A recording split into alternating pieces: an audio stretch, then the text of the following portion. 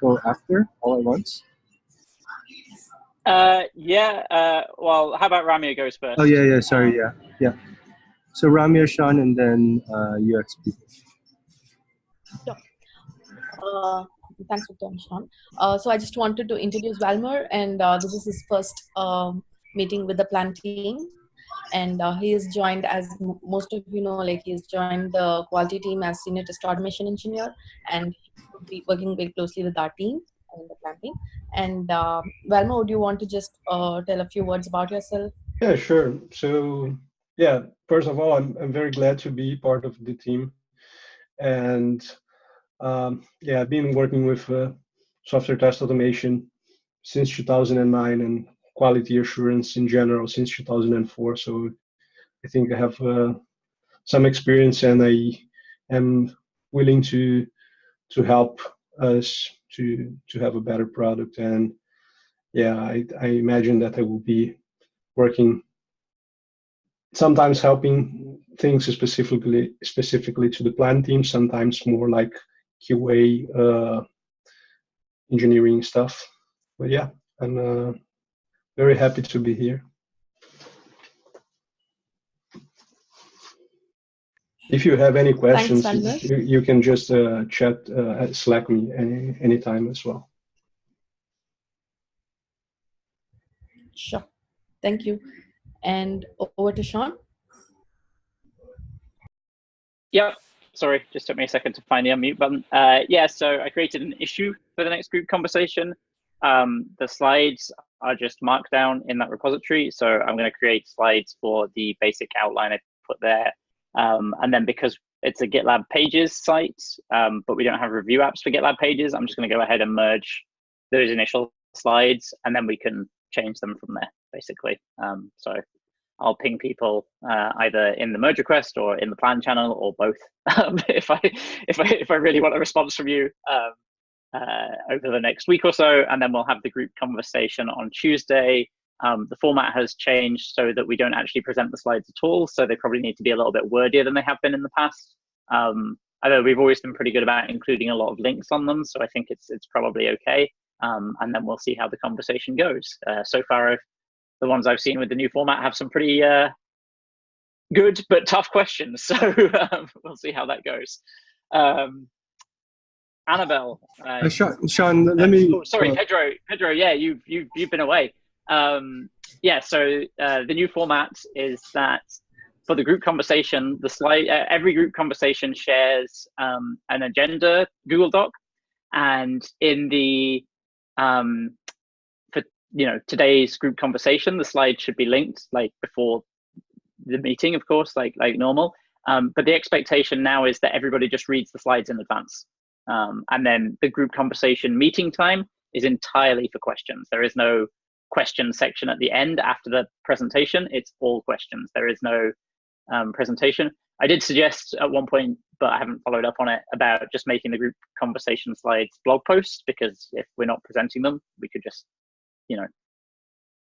make them prose. But I haven't got around to that yet, and I don't want to do that this time because I'm lazy and it's easier to write slides than it is to write a blog post. So gonna not touch that for now. Thanks, Sean. Wanted to add really quickly, since again there's a lot of new folks, and I'm treating Pedro as new because we move so fast at GitLab. So Pedro, you probably noticed like what's going on here.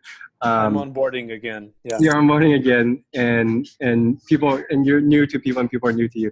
But I wanted to encourage everybody to participate in a group conversation. In the past, so some history, long time ago, we had. What were they? They were not called group conversation. They were called functional something updates, right? Functional group updates, yeah. Functional group updates, and now they're just called group conversations. And so in the past, we had like a product group update. We had backend plan team, and then front end didn't have any update, and then there was like UX. I think front end later on had. So it didn't really make sense, and now it's all aligned so that each stage at least has a functional has a group conversation. Not a functional one, just a group conversation. And then there's other, like for example, Stan had a group conversation, which was wild, I think on Monday. But in general, every stage has one. And so even though Sean is asking you to do all these great things, it's not Sean's sole responsibility. It's everybody's responsibility. So don't wait till Sean asks you to do something. Just contribute, and also don't wait for Sean to approve your change in the merge request. Just put it and don't ask for permission, and just put things through, and then we'll fix them before Monday. So please contribute. Thank you. And so Sean has just been pushing us in the great format. I think we're one of the only 2 groups that does it using this format instead of like Google PowerPoint, which is really awesome, I think. So please participate in every way you can. On to UX people. Sorry, I came to the meeting kind of late. My daughter was having a meltdown. Let's see. We just tried to wipe her mouth and she freaked out. She had yogurt everywhere. Let's see. Oh, yeah. So maybe just Pedro, you can introduce yourself first. Maybe that's. I was going to say, welcome back, Pedro. Yeah. Yeah. So I'm Pedro. I'm no, but I mean for Walmir, Alexandru, and also Donald. I already talked with Alexis yesterday. So I'm a UX designer at Plan. I've been in parental leave for the past 1 month and a half, which is almost 6 months in GitLab time. So there's a lot of catching up to do. So many new faces. When I left for parental leave, we were 400 people, and now we're 500 people in the company. So yeah, it's really things go fast here. And yeah, I'm mostly working on the project management features, and Annabelle working on portfolio management. And now we have Alexis on the team, which is great. And we're going to be able to do even more work and more awesome work, and have a better user experience for Plan. So yeah, that's me. Okay, awesome. And so let's move on to welcome Alexis to the UX team. She just started a couple of weeks ago, so she's still onboarding. But Alexis, would you like to introduce yourself to the Plan team? Hey, what's up, friends? Yeah, I am in Chicago, like I mentioned a little bit earlier.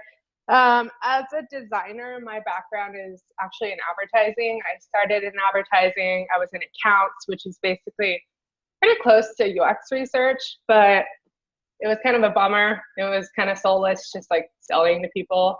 So I went back to school, got my MA in human-computer interaction, and I've just been doing kind of product design ever since. My last job was at a startup in Chicago called Sprout Social. So I've been mostly working on like analytics products, doing a lot of visualizing data. So I'm excited to do something a little bit different. And I've never worked remote before, so this is also different.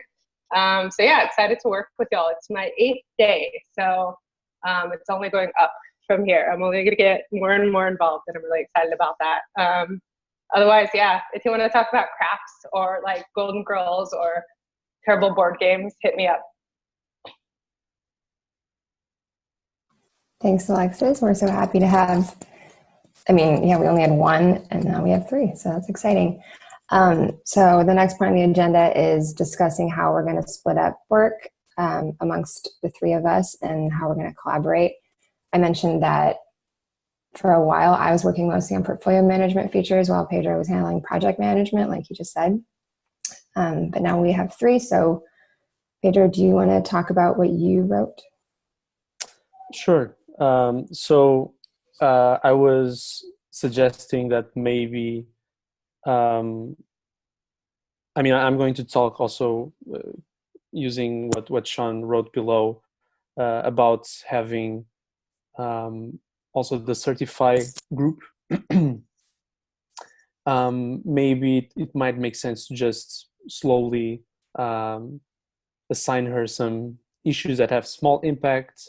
And I don't know if we already have a lot of issues for the certify area or the certify group, and if so, just slowly ping her and involve her so that she has enough time in the next few milestones to understand how we work and all of that. So in terms of splitting up work, I don't think we have like a big problem there, or not necessarily a problem, but something that we need to optimize? What do you think, Annabelle, or anyone else? Yeah, that sounds good to me. I wasn't really sure how long onboarding takes at this point in the company. Like, is it usually weeks at a time before people start contributing to the actual product stuff? Alexandru, you joined pretty recently. What was your experience? Well, yeah, well, I mean, for me, it was I wanted to contribute like right away, because that helped me to kind of set up the environment and all the stuff that I guess like it took me a couple weeks to really kind of dive a little bit into what's going on. First week is really a lot of information coming down on you, and you feel, at least for me, I felt a little bit disoriented, like too much information, had to kind of a little bit structure it up and figure out that a lot of the stuff that is in handbook is going to be in the handbook and it's not going anywhere. So don't really have to spend all the time reading all this stuff. So yeah, but other than that, like after a week or so, it just settles down and yeah, I think in 2 weeks or so you can start and do small things here and there, and then you get accommodated to the actual code base and to the actual stuff, and you kind of feel that you can bite more of a bigger chunk. Yeah, if I can add to that, for me it's my second week. I haven't still finished my onboarding issue, which when I read it for the first time, I thought like you have things to do every day in the first week, but it takes more time than 1 week. It's impossible to read through all the things that are there in just 1 week, because you go to a link that links to other things that you want to read as well, and it's like I think I will be able to finish my onboarding issue this week, and then I'm looking forward to start contributing more in terms of like putting my hands on the code and things like that. But yeah, that's my feeling so far. Yeah, so yeah, because that handbook is so huge, I felt like I will never gonna kind of finish it or read it through and just remember it or something.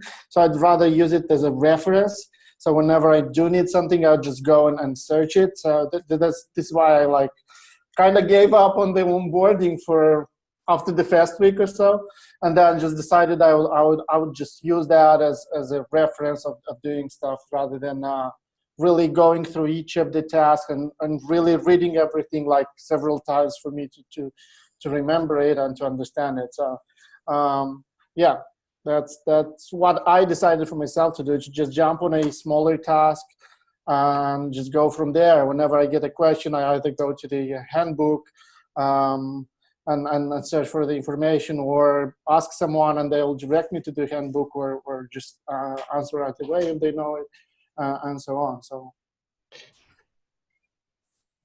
yeah, I think I'd like to, I kind of wrote it in the doc, just kind of understand the full scope of what's going on and plan first. So I like the idea of me helping out with little things here and there, like across everything, before I start kind of like funneling down into one area. I'm not sure how fleshed out Certify is yet, Victor. Maybe you can speak to that more. But and I also might know a little more after talking with Christy. I haven't had a one-on-one with her yet, my manager. So I think it's kind of to be continued for me. But yeah, I'd like to kind of just get a better feel for everything. Yeah, I think in the first weeks, as Walmir was saying, is doing all of the onboarding tasks. I don't think you will have a lot of time to do actual work on issues for your stage. But I mean, I'm expecting that already for the next milestone. So in 1 month from now, you already have a couple of issues at least to like get your feet wet. Sorry, Victor, you were going to say something. No, I was just going to answer Alexa's question or comment regarding Certify. So if, as Sean linked to in the agenda, there is product categories in each stage, and they're grouped into groups. And so there's team planning, enterprise planning, and certify. And so certify, I would not worry about at all for any new person at GitLab, pretty much.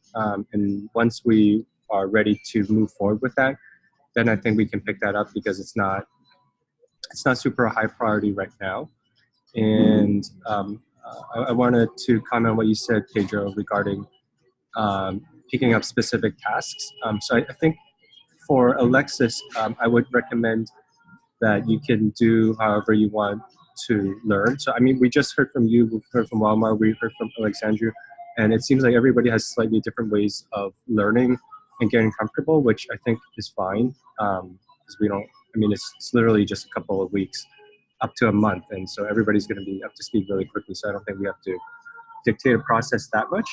So what I would recommend is between Pedro and Annabelle, you folks can work with Alexis on specific assigned work, like you said. But I would also recommend Alexis, you work with them, and if you're interested, you can say like, can you show me some ongoing work that's interesting, and I could offer some feedback along the way. But you don't have to be assigned to deliver any designs, but you can still look at those ongoing work.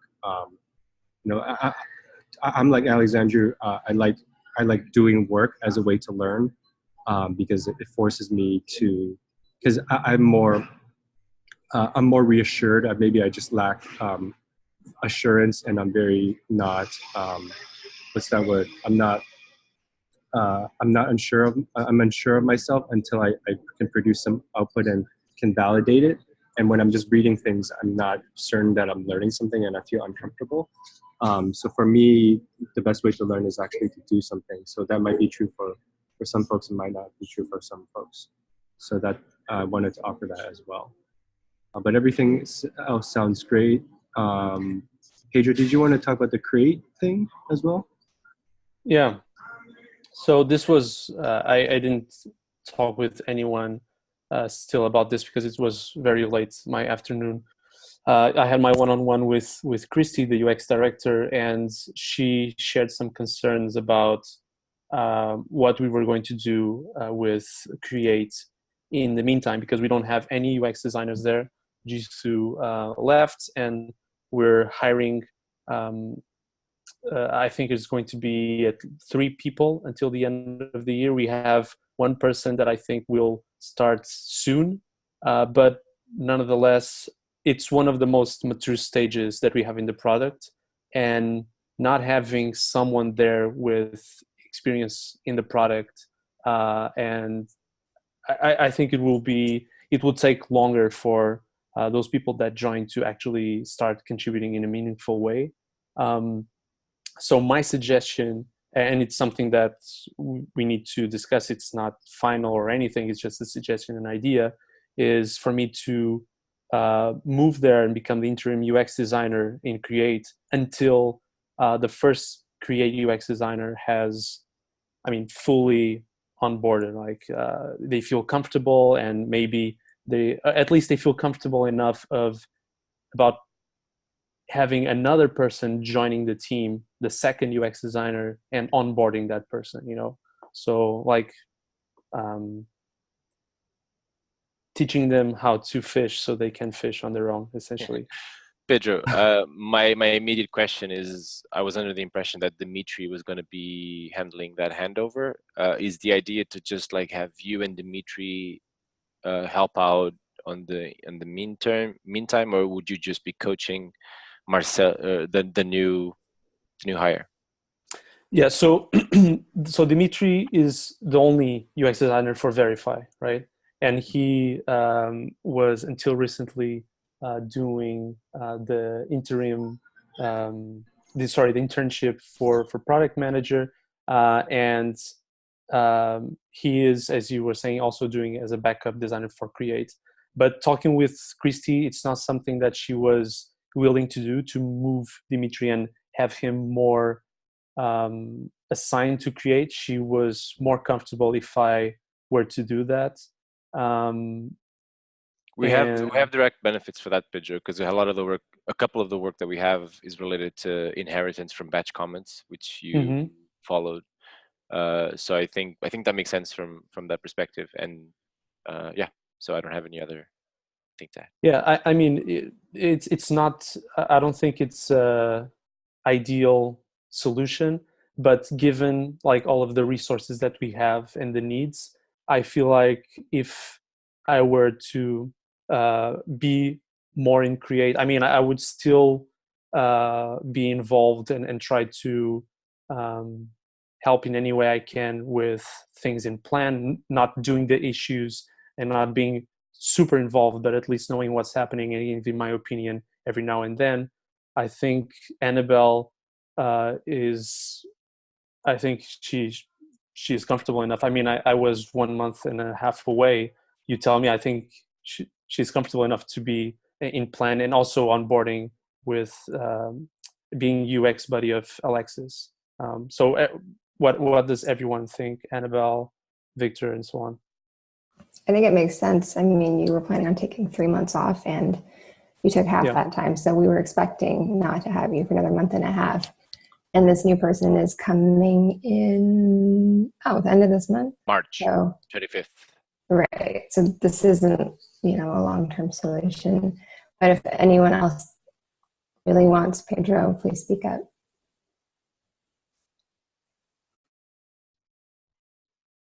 Okay, no one wants me. Yeah. Okay. I was about to say, we all want you, Pedro, but we'll put you on loan for a bit.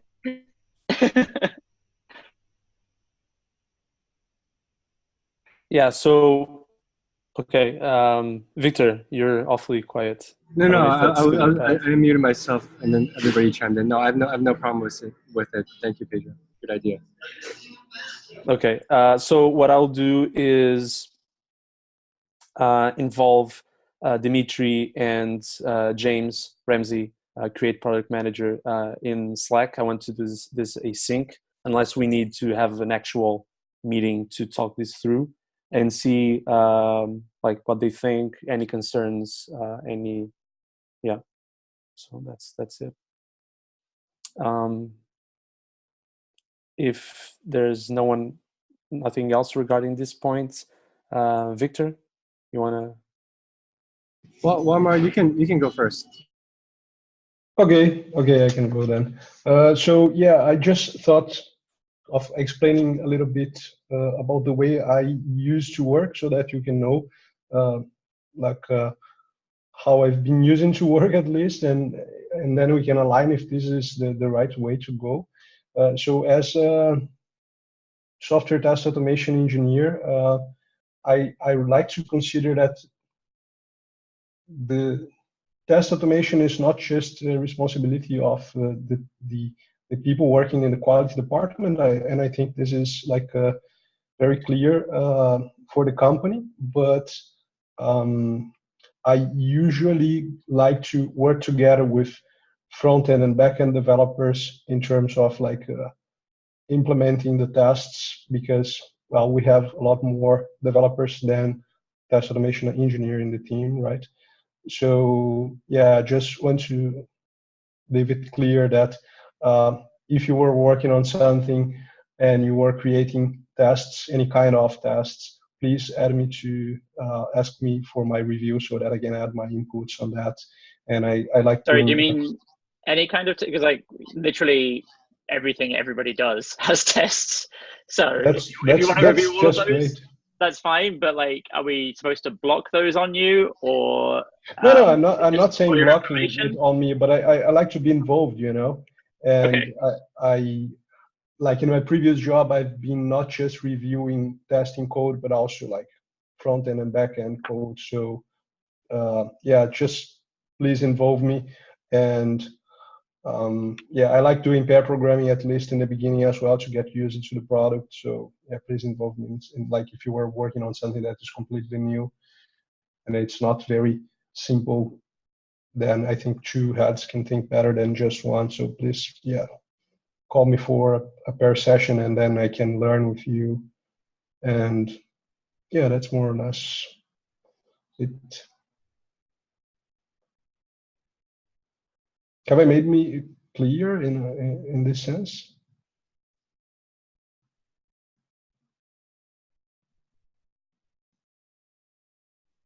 I think so, Amir. I think it's also like to see how you're gonna get used to the process and everything. But historically, we usually have the senior test automation engineers creating the test plans, that sort of thing for the features we're working on, which is very much sometimes we need that involvement to happen anyways, to make sure that you understand the feature, that you're writing the complete test for everything. And we've done that in the past, but it's usually a little bit more loose. But maybe that's a good way to experiment going forward to see how we can benefit from those things, from more exchange. So I thank you for that intro. So Victor? Thanks, Andre. So wanted to mention, because last time we chatted on this in this weekly call that's becoming bi-weekly, we said that we wanted to do custom workflows. And I wanted to mention that I wanted to apologize because we keep switching. I mean, I don't apologize for changing it, because I don't think we should slow down at GitLab, but I apologize nonetheless that we have to, endure this cost of context switching at GitLab. But I think it's a good thing overall. And so last time we chatted, and especially since I asked Annabelle specifically to really jump on it, and then, within one of these cycles of these calls now, we're not doing it.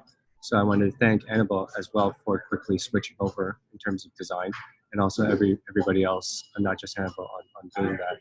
So I linked to the Slack conversation that I explained why we were changing. So folks can click on that right now and see. And also it's also linked in the issue itself, so you can see all the conversation. And the TLDR is we had a conversation with Mark Bunsack, who's the head of product. And then so within the product organization, there's the chief product officer, and that's Sid, who's also known as the CEO. So at GitLab, we don't have a chief product officer, we have Sid, and I don't know if it's in the handbook. I think it's in the handbook somewhere where it says, so people are like new and looking at handbooks, so this is another rabbit hole for you to look at. It says somewhere in our leadership thing where we split our organization in terms of product and operations, I think, and then or something, maybe not operations, or like product and like sales, I forget, whatever. But anyways, you'll notice like within the product development side of the organization, we don't have C-level people, right? We have VP of engineering, we have we will have a VP of product, we have a head of product right now. It's sort of confusing. We can talk about it at a different time, but we have, I think we have VP of other things, like alliances, I guess. But then we have like chief revenue officer, we have chief, what else do we have? So anyways, I'm clearly not remembering all this, but it's just interesting if you look at how we run our organization. Anyways, so Mark Punsak reports to Sid, and then I report to him indirectly via a director. And so our leadership in product is heavily involved in our product, day-to-day product decisions, for better or worse. So it's a bad thing, I think, sometimes, because I think we're being micromanaged a little bit too much, because then we can't move as quickly, and we're not empowered to make all the decisions that we can make.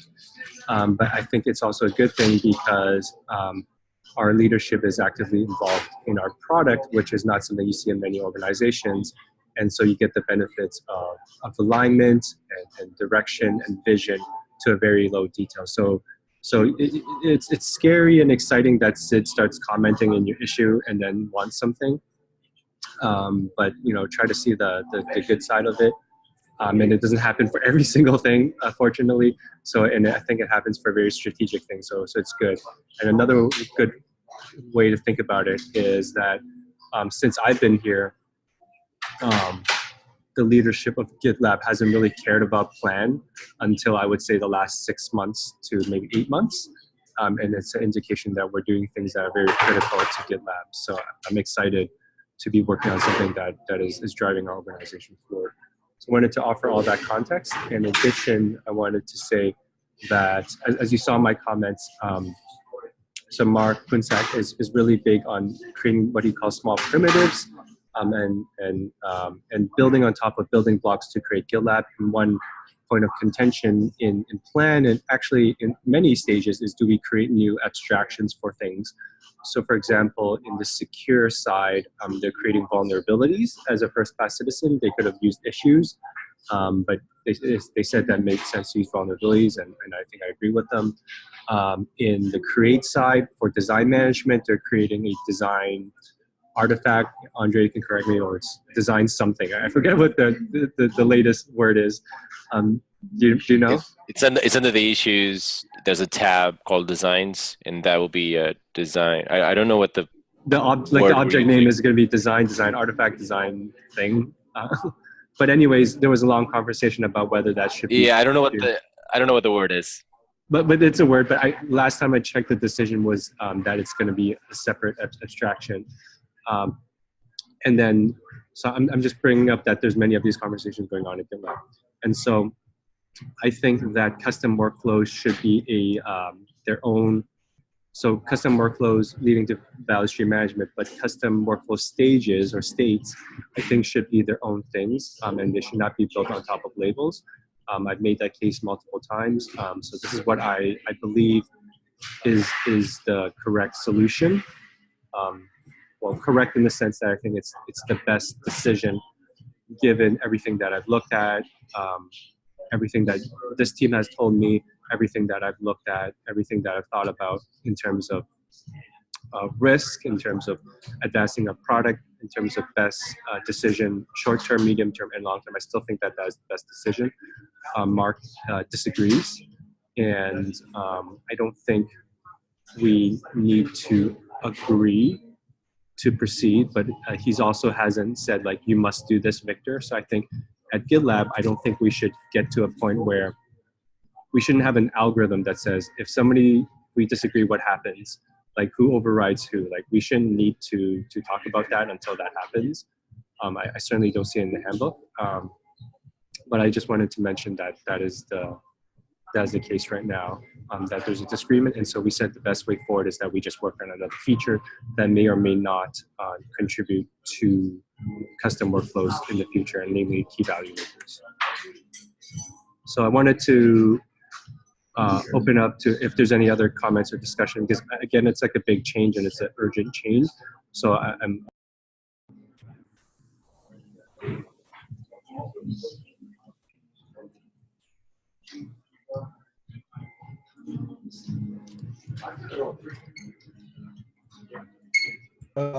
Sorry, was breaking up for me. Yeah, I don't know what's for everyone. Yeah, sure. Video. sorry, I think my internet is not working very well. So any other comments or questions? Just to mention that I have